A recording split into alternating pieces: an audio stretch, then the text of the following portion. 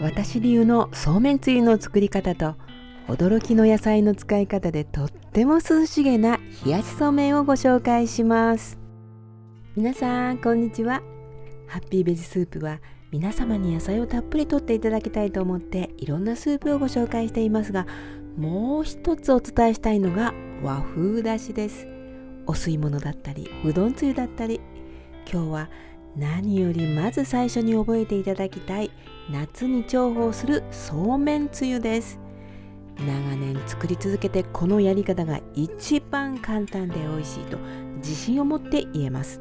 そして冷やしそうめんを食べるときすぐにそうめんつゆが薄まりませんか？せっかく作ったそうめんつゆを大事に使いたいと思ったのがきっかけで、この驚きの野菜の使い方を思いつきました。今日はシンプルなレシピだけにいつもより丁寧にお伝えしていきます。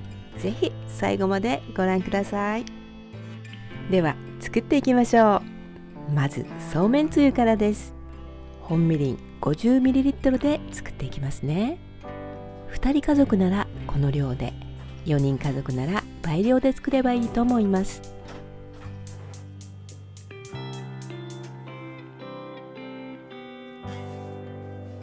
中火にかけます。しばらくすると少し泡立って煮立ってきます。軽くアルコール分を飛ばしましょう。煮詰める必要はありませんよ。水をみりんの5倍 250ml 加えます。一つ目のポイントは中火から弱火に変えることです。鰹節を一つまみ加えます。いつもは適当に一つまみ加えますが、今回は測ってみました。8g でした。弱火に変えたのは鰹節を加えてじっくりと旨味を出すためです。再び煮立つまでに醤油の用意をします。みりんと同量の 50ml です。私は濃い口醤油と薄口醤油を合わせます。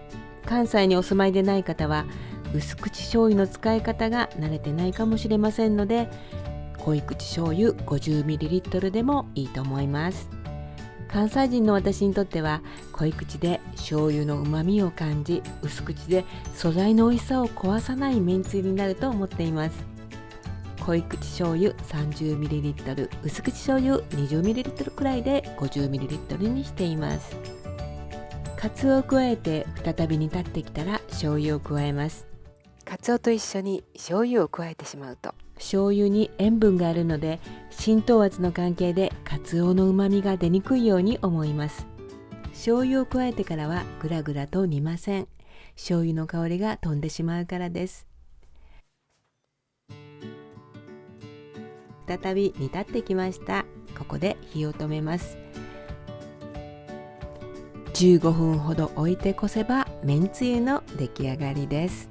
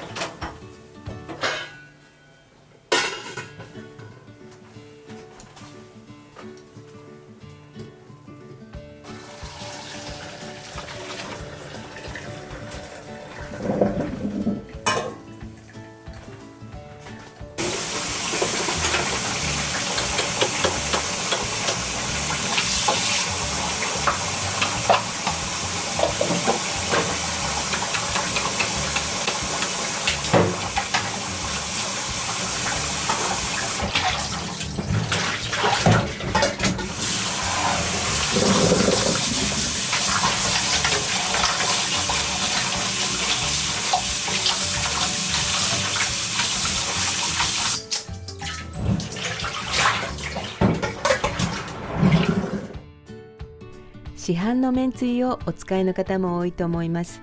最近は無添加のものもとても増えてきましたよね。でも無添加と謳っていても自然のものとは限りません。カツオエキス、酵母エキスなどを加えていることが多いです。自然のものですが濃縮させたうまみの塊といったところでしょうか。これらは聞こえはいいのですが、プリン体で尿酸の原料になり、尿酸値を上げる原因にもなります。私は自然な味になれることが一番遠回りなようで、健康にもダイエットにもつながると考えています。